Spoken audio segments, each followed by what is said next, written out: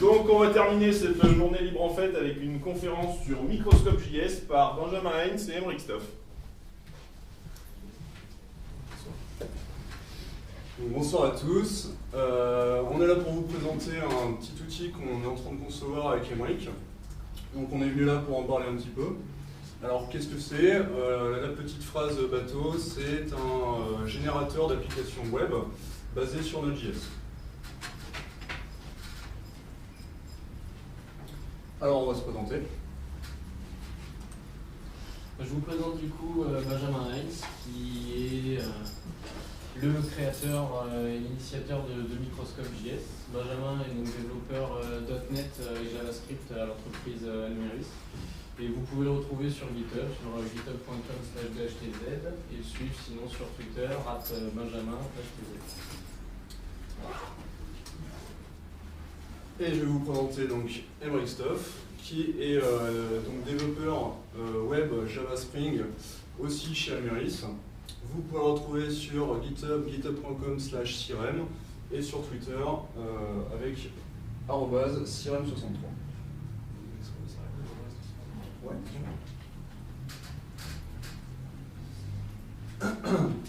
Alors, Microscope.js, pourquoi est-ce qu'on a fait ça? Comment est-ce qu'on l'a fait? Dans quel but?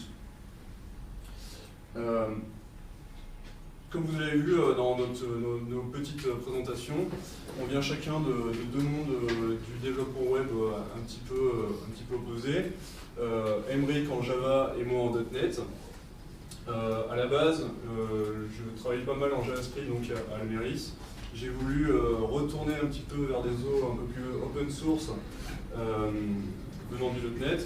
Donc je suis parti vers des technologies comme Node.js parce que c'était à la mode, parce qu'il y avait plein de bonnes ondes autour de ça et parce que le JavaScript me plaît beaucoup.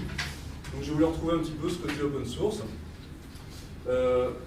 L'idée, c'est qu'on a voulu surtout revenir vers quelque chose, vers du développement pour Node.js, mais très confortable, très développeur-friendly en fait, en fournissant tout un tas d'outils pour développer plus facilement, retrouver un peu ce qu'on avait dans nos environnements .NET et Java, tout le confort qu'on avait avec l'utilisation de nos IDE, Visual ou Eclipse par exemple, on a voulu le retrouver toutes les bonnes pratiques qu'on a au quotidien dans le développement .NET et dans le développement Java, le retrouver dans Microscope.js. Et donc Microscope c'est un framework basé sur Node.js. Je ne sais pas si vous suivez un petit peu aujourd'hui l'actualité JavaScript, mais c'est vrai qu'aujourd'hui on voit beaucoup de libs tous les jours qui sortent et au quotidien il y en a encore de plus en plus. Et ce qu'on a voulu en fait avec Microscope, c'est s'arrêter et se fixer sur certaines libs qui aujourd'hui sont le plus utilisées et le plus approuvées par les développeurs JavaScript. Et donc aujourd'hui, Microscope est en version bêta 0.12.0 et on va vous présenter un petit peu le principe de génération du cœur de Microscope et ensuite les applications web qui sont générées par Microscope. Alors on a fait ça en deux parties. Dans un premier temps, on va vous parler vraiment de l'outil de génération qu'on est en train de concevoir. Donc qu'est-ce que c'est? En fait, c'est un outil en command line interface. C'est constitué en fait par un package npm, pour ceux qui connaissent un petit peu Node.js. Donc on va pouvoir l'installer via la commande npm install microscope-g pour l'installer comme un package global sur notre machine. Si vous êtes un petit peu familiarisé avec Node.js, vous allez vite comprendre comment ça fonctionne. Donc qu'est-ce qu'on va retrouver dans cet outil? Tout d'abord, toujours dans l'idée de vouloir retrouver un petit peu ce confort qu'on avait dans un petit peu le développement Java ou .NET qui est prévu pour de la grosse entreprise avec beaucoup de facilité. On a voulu retrouver tous ces concepts et dans un premier temps, donc, ça passait par la génération de scaffolding. Donc scaffolding, qu'est-ce que c'est? C'est de la génération de fichiers de sources automatisées en fait à partir d'une command line. Donc là, dans la petite image, vous voyez peut-être pas forcément, mais en gros, c'est le résultat de l'exécution d'une commande Microscope. On fait Microscope scaffold controller avec la description d'une entité métier, et ça va nous permettre de générer tout un tas de fichiers de façon automatisée pour gagner du temps dans nos développements. Alors, qu'est-ce qu'on va pouvoir faire en fait dans le scaffolding? Déjà par exemple des commandes pour aller générer des entités métiers de façon automatisée, juste en décrivant en fait les entités dans la ligne de commande. Pouvoir se générer rapidement en fait toute une couche d'accès aux données pour avoir une architecture un petit peu entière, comme on a l'habitude d'utiliser encore une fois en Java ou en .NET. On va pouvoir générer rapidement des contrôleurs HTTP donc, qui vont nous permettre de parser les requêtes HTTP. On va pouvoir générer des classes donc, de contrôleurs orientés CRUD donc, pour fournir tous les fichiers et le parsing des requêtes pour faire de la création d'entités, de l'update, du delete, etc. On va aussi pouvoir générer très rapidement des API RESTful, toujours basées sur les entités métiers, faire tout petit peu de configuration pour rendre cette API cross-domaine, par exemple. Le but est d'automatiser au maximum et de gagner du temps sur le développement. Et bien sûr, générer des templates de projets de web application rapidement.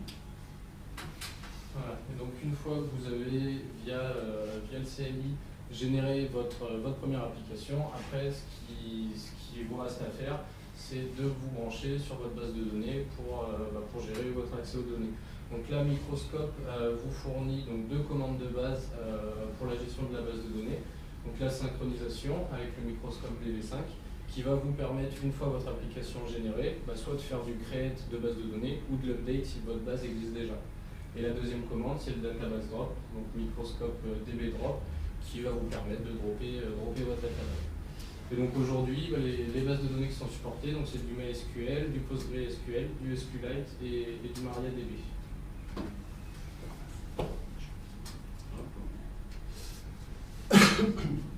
Donc, on en revient à chaque fois dans l'esprit qu'on a voulu développer dans ce projet, c'est l'idée de confort dans le développement, que ce soit le plus développeur-friendly, tant par l'API qu'on propose que par les outils en fait. Et en plus donc, de tout le parsing de la command line interface qu'on propose, on propose aussi un utilitaire inquerer, donc ça c'est une librairie qui va nous permettre de faire un petit outil graphique en fait dans la console, dans votre terminal, et on va vous proposer plein d'options différentes qui implémentent en fait toutes les features qu'on a accès dans la command line interface, mais de façon un peu plus graphique, de façon un peu plus confortable, sympa. Et donc tout ça, on le retrouve aussi dans un utilitaire graphique qui permet d'aller plus vite. Si on a oublié fatalement nos commandes de la CLI, on va le retrouver tout ça rapidement.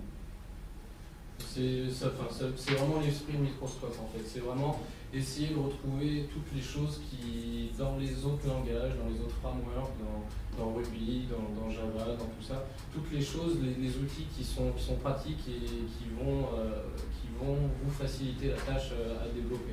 Donc comme il disait, la command line, c'est vrai que c'est sympa, mais des fois les commandes, on les connaît pas tout de suite, ou on les oublie, et vous avez toujours le tool du coup qui va vous permettre de runner votre serveur, de créer un nouveau projet, de faire du scaffolding, de générer, vraiment retrouver toutes les lignes de commande qui sont proposées. Voilà. Et donc après l'utilisation du corps un petit peu de Microscope, on va passer donc sur la présentation des applications web qui sont générées après par Microscope, et notamment du coup la structure d'une application. Alors, quand on va générer un projet Microscope, on va se retrouver face à une architecture, à l'architecture suivante. Donc effectivement, on a essayé dans l'architecture d'un projet standard de retrouver un petit peu ce qui nous plaisait le plus dans d'autres langages. Donc on s'est pas mal inspiré de ce qui existait dans .NET, par exemple dans les frameworks comme ASP.MVC ou dans Java. Ou même encore des choses un peu plus récentes comme Ruby on Rails. Donc ceux qui sont un peu familiers avec ce genre d'outils, vous devriez retrouver vos petits rapidement. Donc qu'est-ce qu'on va retrouver? Déjà 2 fichiers principaux, le app.js et le bootloader.js.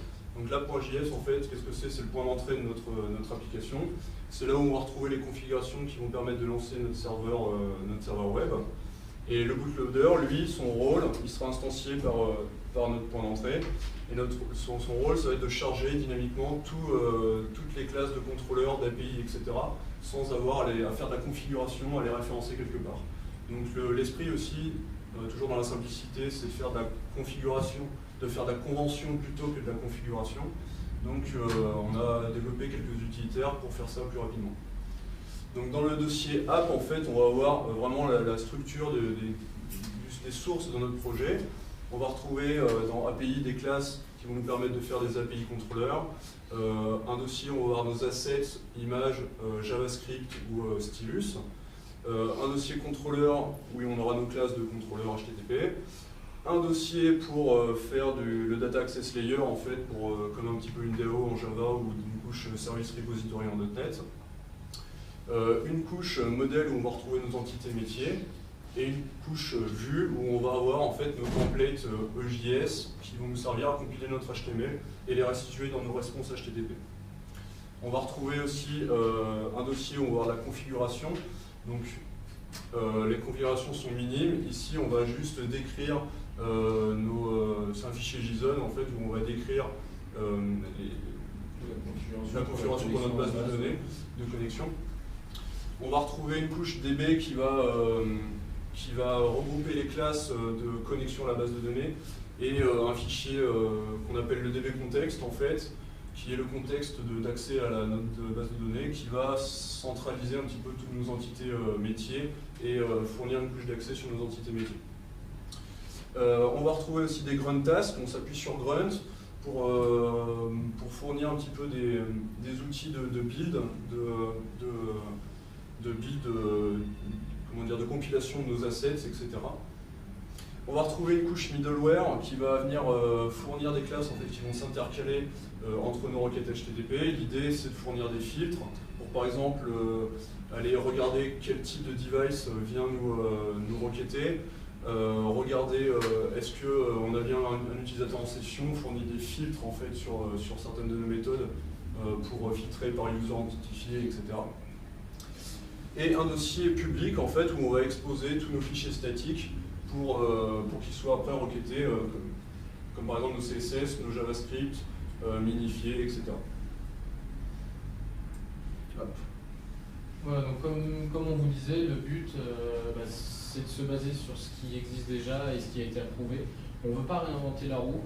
Aujourd'hui, il y a beaucoup de choses qui sortent. Il y a beaucoup de choses qui existent et on peut se baser sur de l'existence, sur des choses qui ont été approuvées, qui sont utilisées par beaucoup de gens.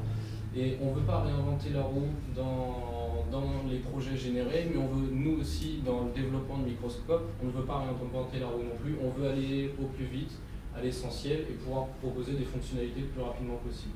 Donc pour ça, on s'est basé sur Express.js qui va nous permettre de gérer tout ce qui va être nos routes et nos templating de fichiers.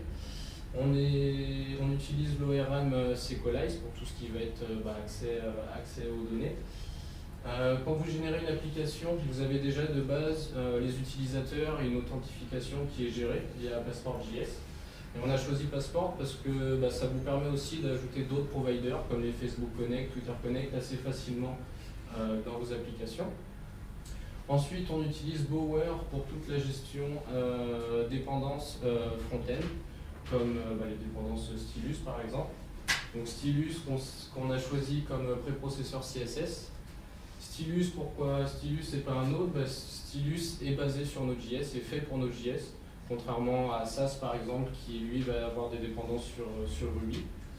On a choisi d'utiliser Bootstrap pour tout ce qui va être ergonomie, design des pages, parce qu'aujourd'hui Bootstrap c'est vrai que c'est ce qui est le plus utilisé et le plus apprécié par les développeurs, qui apporte beaucoup de facilité dans le développement de vos interfaces web. Et le grunt qui va nous permettre de compiler nos fichiers et de nous aider dans nos phases de développement grâce par exemple au grunt debug qui a été mis en place dans Microscope et qui vous sera présenté dans le slide suivant. Exactement. Donc Émeric l'a très bien dit, c'est vraiment le but, c'est pas de réinventer la roue, c'est juste de fournir des générateurs pour toutes ces librairies vraiment développeurs friendly que les développeurs aiment utiliser et qui permettent de gagner du temps. Donc Grunt, on s'appuie sur Grunt pour donc, tout ce qui est compilation d'assets et tâches de build en fait pour notre application. Par exemple, on va pouvoir proposer un système de debug où en fait, via une tâche grunt debug, on va pouvoir lancer en fait notre application, notre serveur web en mode debug. Qu'est-ce que ça va nous permettre de faire? Par exemple, de lancer des watchers en fait sur nos stylus, nos fichiers de préprocesseur stylus, où dès qu'il y aura un changement, on va automatiquement recompiler nos fichiers stylus et redéplacer donc, nos fichiers CSS une fois compilés, exposés dans le dossier public. Donc on n'a pas besoin de faire cette opération à la main, tout est géré par le framework. Pareil pour le JavaScript, on va lancer des watchers qui vont recompiler notre JavaScript, donc potentiellement pour utiliser du CoffeeScript, et qui va le recompiler et le réexposer en fait dans le dossier public directement. Pour la partie un peu plus back-end, donc le JavaScript côté serveur, on va utiliser NodeMon, qui est un utilitaire qui va nous permettre de reloader en fait notre serveur à chaque changement côté back-end. Et donc on n'a pas besoin de faire cette opération à la main, tout est fait automatiquement via la seule tâche Grunt Debug qui facilite grandement en fait, le développement des applications.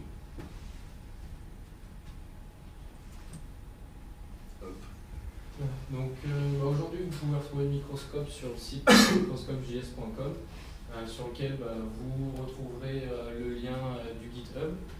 Une petite documentation qu'on a commencé à faire et qu'on va continuer à étoffer au fur et à mesure des développements. Donc documentation dans laquelle vous pouvez trouver un Getting Started qui va vous aider à créer votre première application Microscope et ensuite qui va vous documenter les différentes utilisations du framework sur chacune de vos couches. Et vous pouvez retrouver aussi une première vidéo, un premier tutoriel qui a été mis en ligne sur comment créer sa première application Microscope. Et qui détaille assez précisément en fait, les différents dossiers comme on a pu le faire dans les slides précédents qui mettent un petit peu dans l'esprit en fait, l'architecture d'un projet général. Alors on en est là, le futur du projet, effectivement on l'a dit, c'est pas prêt pour le prime time. L'idée c'est de trouver des gens qui apprécient la philosophie du projet et de se lancer en fait pour aller jusqu'à une V1. Donc qu'est-ce qu'on veut voir dans cette V1 ? On a un certain nombre de fonctionnalités qu'on aimerait voir apparaître pour une première version, comme par exemple une approche un peu plus database first, où on pourrait fournir des outils qui permettraient d'aller parser entièrement la base de données sur laquelle on veut se connecter et d'aller générer automatiquement tous nos entités métiers, tout notre code via ce parsing de la base de données. Et une fois qu'on a fait cette opération, finalement, c'est très simple en cascade d'aller régénérer tous nos contrôleurs basés sur ces entités, d'aller générer de l'API, d'aller générer du scaffolding, des vues, etc. Donc l'idée c'est d'avoir ça pour la V1 en plus de l'approche qu'on a actuellement qui est plus code first. On souhaiterait aussi proposer du scaffolding, non pas autour de l'HTTP pur, mais cette fois de WebSocket real-time, donc basé sur des frameworks encore une fois très appréciés des développeurs comme Socket.io. Avec les outils de génération de code qu'on a déjà dans le framework, en fait ce serait assez simple de le faire. Il faut juste qu'on prenne encore un peu plus de temps pour développer cette partie. Et on pourrait faire du scaffolding complet, du CRUD autour donc de Hub Real-Time Socket.io. Une fois qu'on aura fait ça, l'idée c'est pour la V1, ce serait d'externaliser donc une librairie qu'on a appelée Microscope Kernel. L'idée ce serait d'externaliser dans un package NPM complètement indépendant afin qu'il soit réutilisable dans d'autres projets pour pouvoir fournir d'autres types de générateurs en fait. Donc dans ces librairies, qu'est-ce qu'il y a en fait? C'est une classe JavaScript Node.js qui va comprendre toutes les méthodes qu'on va avoir besoin de base pour faire des générateurs. Donc de la création de fichiers, de la création de dossiers, regarder si un dossier existe bien, lire du JSON, parser du JSON, compiler des templates, etc. Donc ça, ce serait vraiment le cœur du projet. Et ensuite le but, refactoriser l'ensemble de l'outil et de lignes de commande afin d'en faire une librairie de base, un petit framework de base qui permet d'automatiser la création de générateurs d'applications web. Donc on pourrait aller très vite pour constituer tout un tas de générateurs dérivés, un petit peu comme peut le faire Yeoman actuellement. C'est vraiment de le rendre très modulaire en fait et de proposer un CLI de base qui propose de la génération express mais que très facilement vous pouvez rajouter des modules et des packages de nouveaux templates, comme des templates Angular, Backbone, ou pourquoi pas un microscope CMS par exemple, qui pourraient être des templates que vous pourriez utiliser dans la génération d'applications web. Voilà. C'est vraiment le rendre générique et modulaire pour qu'on puisse ensuite après pouvoir intégrer n'importe quel type de template d'application web en JavaScript. Donc une fois ce travail de refactoring fait, on pourrait fournir tout un tas de générateurs, pas forcément basés uniquement que sur Express, mais basés par exemple sur Backbone, sur Angular, etc. Fournir tout un tas de templates de base pour gagner du temps et faire des sous-choix en fait pour gagner du temps sur le développement d'applications web basées sur Node.js, voire autres. Ouais, donc, ce qu'on vous propose aujourd'hui, c'est Microscope, c'est de l'essayer. Pour l'instant, c'est vrai que publiquement, on n'est pas très exposé et c'est pas réellement le but aujourd'hui. On aimerait être un petit peu plus mature sur le produit avant vraiment d'aller publiquement, mais on aimerait quand même avoir des retours utilisateurs. C'est pour ça qu'on le présente aujourd'hui à Libre en fait, pour que vous l'utilisiez, pour que vous nous fassiez des feedbacks, savoir ce que vous en pensez. La philosophie, est-ce que vous aimez ce qu'on fait? Est-ce que vous l'utiliseriez dans vos développements? Et donc, on vous a mis les liens du GitHub, parce que Microscope est open source, c'est un peu le principe de la journée. On vous a mis le lien sur notre Trello board, dans lequel, je ne sais pas si vous connaissez Trello, en gros c'est une page où vous avez des listes, et on a mis un petit peu la roadmap de Microscope, et les tâches sur lesquelles on est en train de travailler, et ce qui a été fait, ce qui est prévu pour la release, les pull requests qui sont en cours, sur des choses sur lesquelles on est en train de travailler, le prochain sprint, et des tâches qu'on a en stock et qu'on a prévu de faire et qui viendront au fur et à mesure des développements. C'est ça. Et le lien de Microscope JS, le lien du site.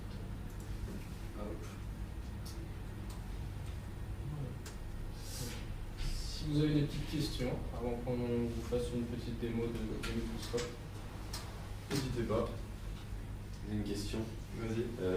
On va partir de mon cas. Je suis débutant en JavaScript. Est-ce que Microscope, c'est adapté à quelqu'un qui débute? Alors, est-ce que la question, ce serait pas, est-ce que Node.js finalement est adapté à quelqu'un qui débute? Alors la réponse, je pense, n'engage que moi, mais je pense que c'est à la fois oui et non. Je pense que si tu te sens suffisamment à l'aise dans le développement JavaScript, aller faire du JavaScript côté serveur ne doit pas être un frein. Effectivement, il faut peut-être un petit peu de maturité en JavaScript, au moins pour attaquer du Node.js.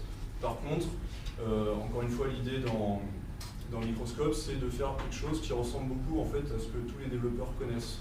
Donc une architecture MVC, un système de classe, même MVC entier en fait, avec un découpage en service de couches d'accès aux données.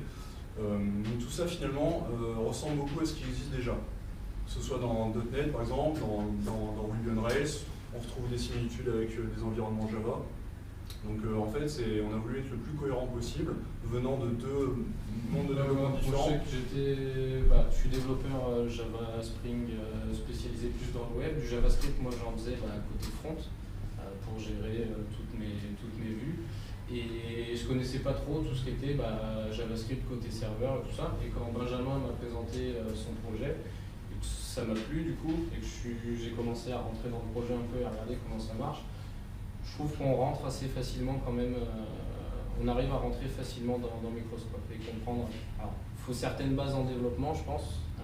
Vraiment, quelqu'un qui débute dans le développement va peut-être pas avoir tous les principes et comprendre toute la mécanique derrière, parce que c'est vrai qu'avec les NPM, tout ça, il y a quand même quelques principes à comprendre, mais je trouve qu'on rentre quand même assez facilement dans le framework. Ça rejoint ce qu'il a dit, c'est juste que comme il expliquait que ça se basait sur ce que connaissent les développeurs. C'est ça, on essaye de mettre en place vraiment les best practices. Parce que le MVC, moi je connais, c'est le JavaScript où je suis plutôt débutant dans ce langage-là. Voilà. Mais finalement, on essaye d'avoir beaucoup de cohérence même dans les fichiers générés. Ils se présentent tous de la même façon en fait. Finalement, une fois que tu as compris un fichier, tu les as tous compris quoi. Dans la façon de faire. Donc l'idée c'est ça, hein, c'est d'avoir une approche en fait la plus cohérente possible pour faciliter l'API en fait quand on va écrire nos classes. Ouais. Je fais un projet sur Sales, moi. Oui. Et pourquoi plutôt Sales que Microscope ou l'inverse en fait? Alors effectivement, alors Sales, j'ai jamais été poussé vraiment loin dessus, mais c'est pas la première fois qu'on fait l'amalgame entre les deux, enfin on fait le rapprochement. Je pense que effectivement ça se ressemble beaucoup. Sales est aussi basé sur Express, si je ne me trompe pas. Ils ont une approche peut-être un peu plus, comment dire, un peu plus orientée JSON, un peu plus orientée configuration que nous, où on met très à plat en fait le système de classe et on essaie de travailler vraiment de façon très orientée objet en fait, dans Microscope. Donc après, le but c'est encore une fois, c'est pas de faire la guéguerre. Sales en fait propose donc de faire des applications web via Node.js aussi très rapidement. Ils ont aussi du scaffolding, il me semble. L'idée c'est que nous, on vise derrière d'avoir un refactoring donc pour la V1 qui serait pas forcément uniquement adapté à faire de l'application web Express Node.js, mais on pourrait avoir des déclinaisons possibles dans plein de technologies sous-jacentes en fait, beaucoup plus facilement. Là où Sales ont une roadmap beaucoup plus orientée serveur web, API, etc. Voilà. Est-ce que vous avez d'autres questions? Il y a des mots. La démo? Hop. Alors qu'est-ce qu'on voulait faire?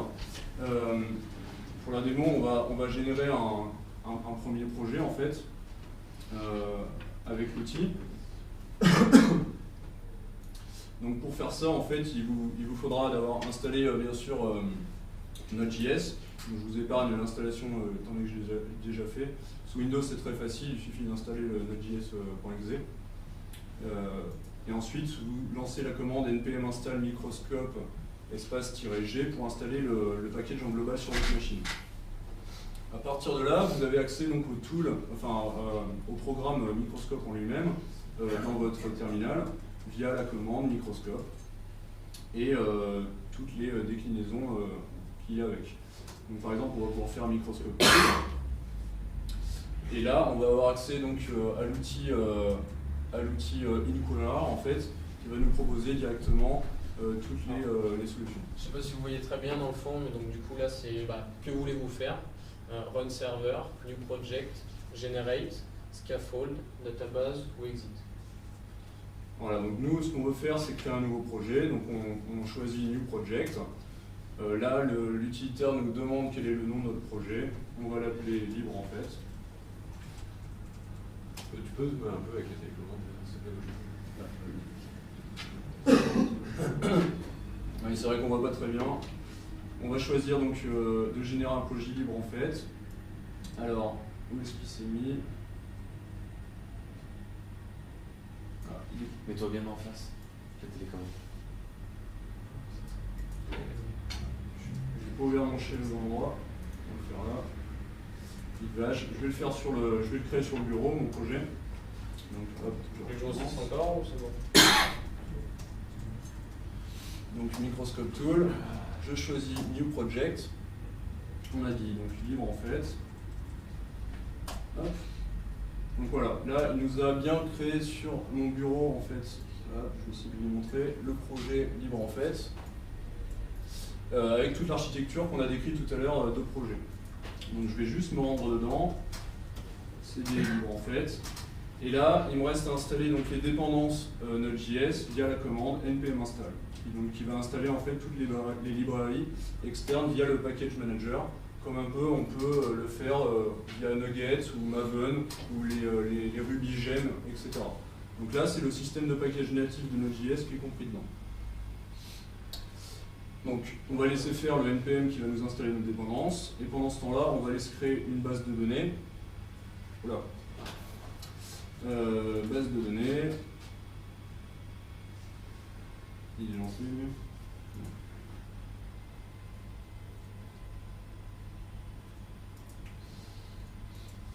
Si mon exemple est suffisamment rapide. Okay.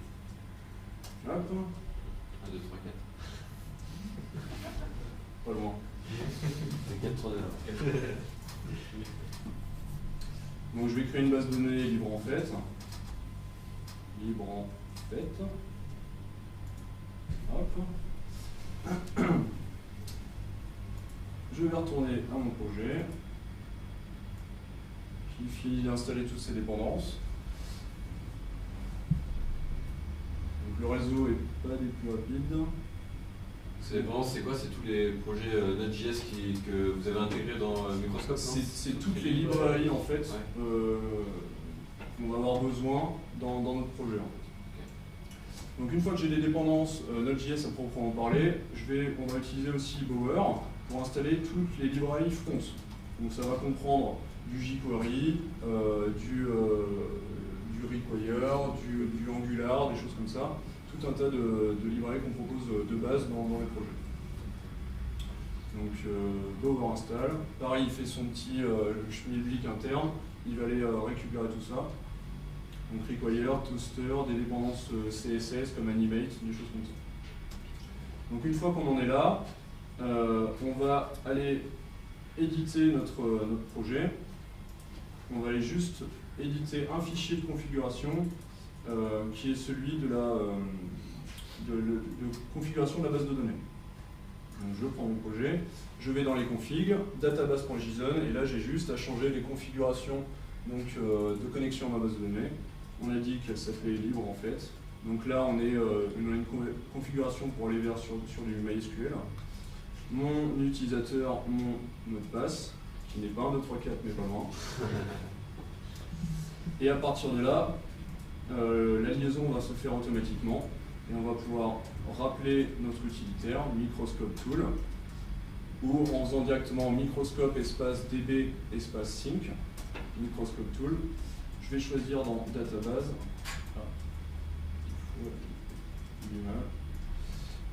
Hop. Database, et là j'ai le choix entre des outils de synchronisation, lancer des fixtures en fait, ou dropper la database. Donc là je choisis Synchronize, impeccable. Et là en fait j'ai un modèle par défaut dans les projets générés qui est user en fait, qui va nous permettre de gérer l'authentification. Donc je vais pouvoir lancer cette première configuration de notre application via Run Server qui nous lance directement notre browser par défaut. Et voici le projet de base d'une application Microscope. Donc c'est du Bootstrap Twitter. Donc à partir de là, on va pouvoir aller enregistrer un nouvel utilisateur avec un nom, un email et un password. Hop, notre password. Donc il nous dit qu'on a bien été logué. Hop, cette fois on a bien été enregistré, cette fois on se log. Et on est bien logué, hop là-haut, BHTZ, je vais pouvoir cliquer dessus et faire des changements sur mon profil, comme par exemple par défaut on propose de changer le password. Si on va voir du côté de notre base de données, donc libre en fait, on voit bien qu'on a la table user qui a été créée directement par le framework, et on a bien un utilisateur en base, BHTZ, avec un mot de passe crypté, donc on essaye d'avoir toutes les bonnes pratiques de base, chiffres. Donc maintenant ce que je vous propose, c'est d'aller faire un petit scaffolding par exemple autour d'une entité comme article. On va simuler la création d'un mini-blog par exemple. Donc comment est-ce qu'on s'y prendrait pour faire ça? On ferait Microscope Tool et encore une fois l'outil nous propose tout directement. Je vais même vous montrer par la ligne de commande comment est-ce qu'on ferait. On ferait Microscope Scaffold. CRUD comme des CRUD contrôleurs en fait, et derrière ça on va décrire notre entité. Donc notre entité c'est un article, il a un title qui est un type string, qui en base va être un varchar 255, et un content type texte. Donc ça, toutes les définitions des propriétés du modèle, vous allez pouvoir les retrouver sur la documentation. Donc là, si j'entre la commande, ça va fonctionner. Je vais juste vous montrer par le tool. On peut le faire aussi très facilement par ici si on a oublié cette fameuse commande. Donc on va sur Scaffold, on choisit de scaffolder un CRUD contrôleur. On a le choix aussi pour scaffolder une REST API ou une couche d'accès aux données. Là, on prend le CRUD contrôleur et il nous propose de décrire notre modèle métier. Donc, c'est la même convention entre la CLI et l'outil Inquirer. Donc, on dit article, espace, un title de type string et un content de type texte. On entre, il nous demande si on veut avoir des vues orientées mobiles aussi. On lui répond non pour l'instant. Hop, on entre, et là, il nous indique qu'il a créé donc, tout un tas de fichiers, comme un article contrôleur, un fichier stylus directement, un article modèle, et des vues pour faire le CRUD, donc par exemple index, create, edit, show, etc. Ouais. Il est possible de faire, je sais pas, du one-to-many, many-to-many, quelque chose comme ça. Alors directement dans la ligne de commande, pas pour l'instant, mais c'est une feature sur laquelle on pourrait réfléchir effectivement pour la suite. Il ne gère pas ça, j'ai essayé. Il le fait pas, Sales? Eh ben, encore. libre à nous de le faire pour être meilleur qu'eux. Donc maintenant qu'on a généré toutes nos classes, on peut retourner dans notre projet et on va voir que par exemple dans notre application, dans les contrôleurs, on va avoir bien un article contrôleur qui sera créé. Alors à quoi ça ressemble? C'est une classe JavaScript. On va récupérer nos dépendances, par exemple là sur la couche Data Access Layer, on va la charger en mémoire. On va l'instancier ici comme une propriété privée. On a un contrôleur qui lance notre routing interne de notre contrôleur qui définit toutes les routes. Et à chaque fois, par exemple, on a là /article en get, article create en post, par exemple, et on callback après sur des méthodes du prototype donc de notre contrôleur, donc des méthodes publiques. Par exemple, index, la méthode index, qu'est-ce qu'on fait? On dit notre data access layer.getAll et on récupère tous les articles et on render en fait le fichier de notre template HTML avec comme modèle à l'intérieur nos articles, par exemple. Donc là, qu'est-ce qu'il nous reste à faire pour finir la création de notre mini-blog? On va juste ajouter à notre DB context en fait notre article pour l'attacher en fait à nos entités manipulables. Donc comme on l'a fait ici, on a une méthode entities où on avait déjà attaché le user par défaut, et bien on va faire exactement la même chose pour article. Donc on rajoute article. Hop.